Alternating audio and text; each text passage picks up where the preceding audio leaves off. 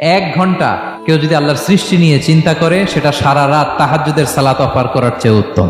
আমরা অনেকে মনে করি শুধু তাসবিহ পড়াই ইবাদত, শুধু কোরআন তেলাওয়াতই মনে হয় ইবাদত, শুধু কিয়ামুল লাইল করা ইবাদত। কিন্তু বিশ্বনবীর সাহাবী, যিনি ইসলাম আমাদের চেয়ে ঢের বেশি বুঝেছেন, তিনি বলেন আল্লাহর এই সৃষ্টি শৈলী, এই সৃষ্টি নৈপুণ্য নিয়ে 1 ঘন্টা চিন্তা করা, ক্রিটিক্যাল থিঙ্কিং করা, সারা রাত নফল তাহাজ্জুদের চেয়েও সেরা। সূরা আলে ইমরানের 190 নম্বর আয়াতে আল্লাহ তাআলা বলেছেন, যারা আকাশ বাতাস পৃথিবী সৃষ্টি নিয়ে চিন্তা করে এবং সর্ব অবস্থায় আল্লাহ তাআলার জিকির করে এবং তারা তাফাক্কুর করে, ক্রিটিক্যাল থিঙ্কিং করে এবং তারা বলে মা খালাকতা হাযা বাতিলা, হে আল্লাহ তুমি অনর্থক কিছু সৃষ্টি করো নাই।